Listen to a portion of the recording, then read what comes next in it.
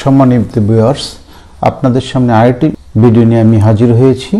আপনারা যারা সরকারি বেসরকারি বিদ্যালয় 2025 লটারির জন্য আবেদন করেছেন, তাদের জন্য আজকে আমার এই ভিডিও।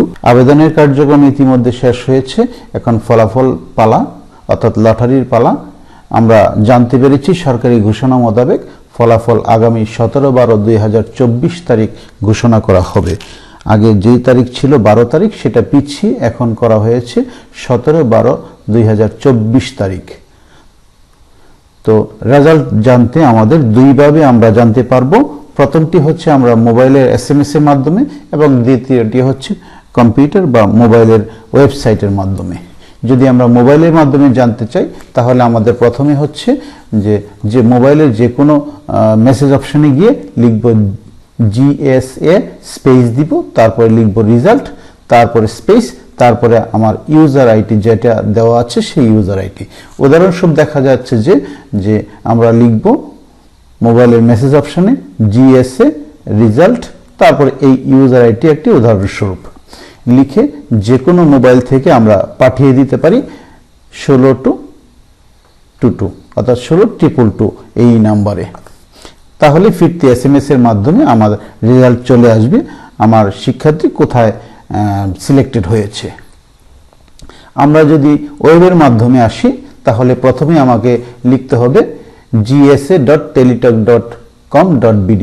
আপনাদের সুবিধার্থে আমার কমেন্ট বক্সে এই লিঙ্কটি আমি দিয়ে দিব, আপনাদের সহজেই আপনারা সেখানে পৌঁছে যেতে পারবেন। পেজে আমরা দেখতে পারবো সরকারি বেসরকারি বিদ্যালয়ের সময় ভর্তি 2025, সেখানে লেখা থাকবে সরকারি বিদ্যালয়ের ফলাফল, আবার লেখা থাকবে বেসরকারি বিদ্যালয়ের ফলাফল।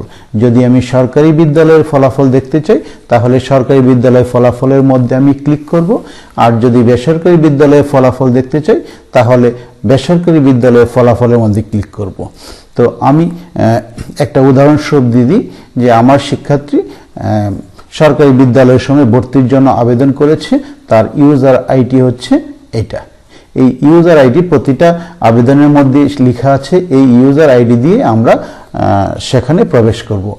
তো এইরকম একটা পেজ আসবে, তখন এই পেজের মধ্যে আমরা লিখব কি ইউজার আইডি দিয়ে লটারি ফলাফল জানতে আপনি ইউজার আইডি লিখে সাবমিট করুন। সেভাবে সাবমিট করলে, অর্থাৎ আমি উদাহরণস্বরূপ আমি ইউজার আইডি দিলাম, এই ইউজার আইডি দিয়ে আমি সাবমিট বাটনে ক্লিক করব। এই সাবমিট বাটনে ক্লিক করলে যদি আমার শিক্ষার্থী যদি সিলেক্টেড হয়, অর্থাৎ লটারি যদি প্রাপ্ত হয়, তাহলে তার ডিটেলস দেওয়া থাকবে, সে কোন বিদ্যালয়ে সিলেক্টেড হয়েছে, এবং তার ছবি সহ এবং র্যাঙ্কিং সহ আসবে, রোল নাম্বার সিরিয়াল সহ।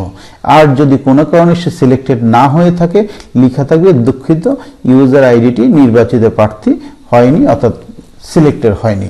এভাবে আমরা সরকারি বা বেসরকারি বিদ্যালয়ের শিক্ষার্থীদের আমরা লটারির ফলাফল আমরা জানতে পারবো। প্রিয় ভিউয়ার্স, আপনাদেরকে এতক্ষণ ধৈর্য সহকারে দেখার জন্য অসংখ্য ধন্যবাদ।